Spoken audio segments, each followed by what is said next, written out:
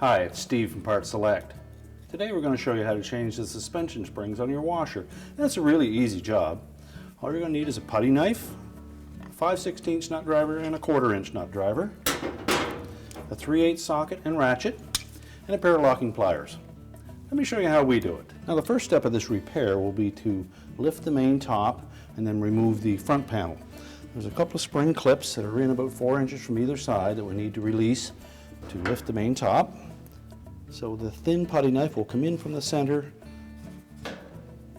till we feel an obstruction, and then depress the spring with the putty knife.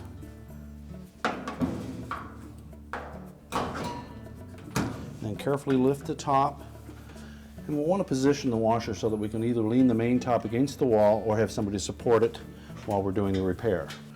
Next, we're going to remove two 5/16 hex head screws that secure the top of the front panel to the cabinet. Now we'll tilt the front panel away at the top, and then we'll disengage a couple of hooks that are attached to the base frame, and then we can remove the front panel and set it aside. Now with the front panel removed, we now have access to the 4 springs in the front. Now to get at the one on the right hand side, we will need to remove the motor, so we'll begin with that.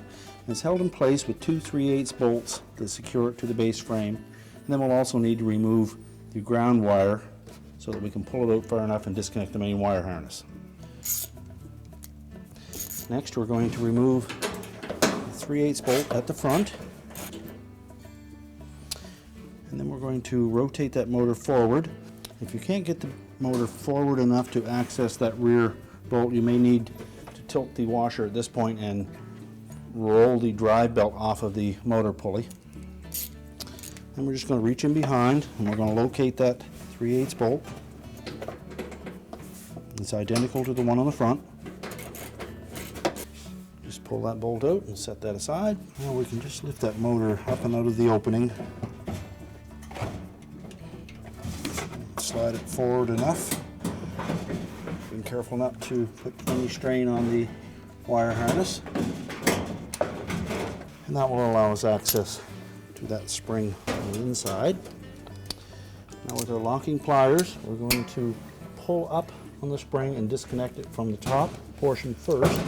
Because we're going to be working in some tight spaces and some sharp metal edges, I should probably put the protective gloves on first, and we'll lift up on that spring. Pull the tub as close to that spring as possible, and then lift straight up on it and disconnect it from the top.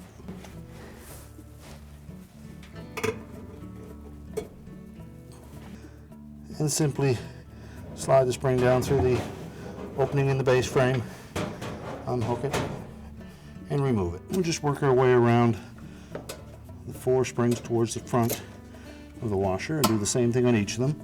And again, pull the tub towards the spring that you're trying to remove. And you'll note that every second spring is hooked to a loop that's fastened to the tub support. And then there are 3 of them that are actually hooked to the support frame from the bottom.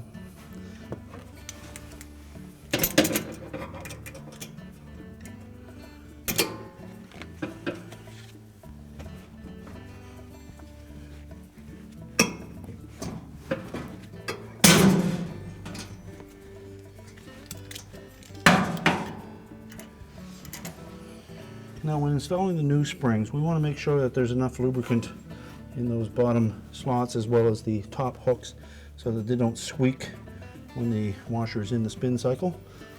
So just put a little bit of multi-purpose grease just in the elbow of those springs. Don't need very much. And you'll note that the holes in the base frame have one long slotted hole and then one smaller one. The hook goes into the long hole first and then rotates up and make sure it protrudes through the smaller hole. Now again, with our locking pliers, just going to grasp the spring. Again, make sure that it is pulled up through that hole and stretch it enough. We can hook it at the top. And again, we'll just work our way around the base frame, installing all of these springs at the same time.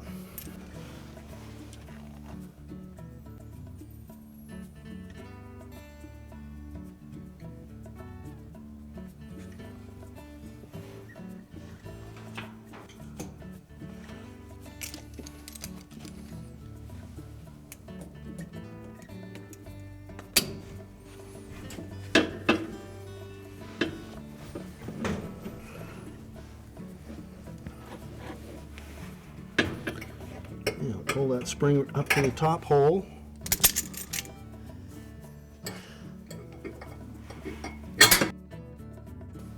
Now at this point we can put the motor back into position. Just carefully lift it up and set the pulley down through the hole and install the bolt on the front. We won't tighten this bolt completely, and we'll rotate the motor forward and then locate the hole on the back side. And you'll probably have to pivot that motor base frame until you find the nut on the frame, and then we can tighten that bolt. And rotate the motor back into position, tighten the front bolt securely, and then rotate the ground wire into position. And we'll install the machine screw to the motor base frame first, and then with the self-tapping screw we'll secure the ground wire to the washer base. And now we can turn the machine around and access the back of it to replace the 2 remaining springs at the very back. Now to gain access to the rear springs, we will need to remove the rear access panel. We find it easier just to pull the machine completely away from the wall, disconnect the fill hoses and the drain hose. Just makes it a little easier to work on. The back panel is held in place with 5/16 hex head screws. We're going to remove the 3 across the top and the 2 on the ends, and then we'll just loosen the 3 on the bottom. We'll set that panel aside, and again we'll put our protective gloves on, and we're going to pull that tub towards the back, and then with our locking pliers we'll grasp that spring firmly, and then we'll lift it free of the hook, tilt it out of the base frame, discard the old springs, and then we'll apply a little bit of grease to the hook on those springs before we reinstall the new ones, and verify that the openings on the top have grease on them as well, and if not, add some to the spring. And we'll take our locking pliers, insert the spring into the base frame, make sure the end of the hook comes up through the frame, and just stretch the spring enough to catch that hook, and do the same for the last one. Now we can reinstall the back panel. Make sure that we engage all 3 slots on the bottom of that panel.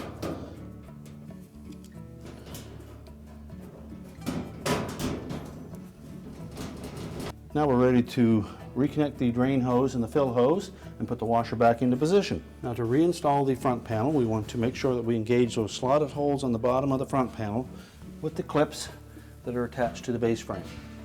We also have a couple of locating pins, one on each side, that will have a nylon insert that slides over those.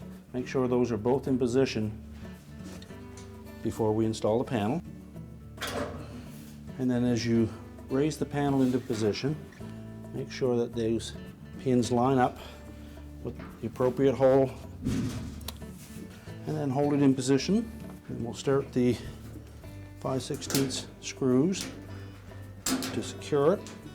Make sure both of those screws are tight. And also check there is 2 locating pins on the top of that front panel that will engage 2 holes in the main top.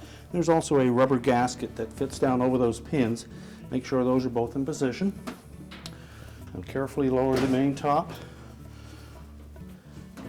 Line up those pins. and then press the top into position so that the spring clips catch. We're ready to reconnect the power, and our repair is complete. I told you it was an easy job. Thanks for watching, and good luck with your repair.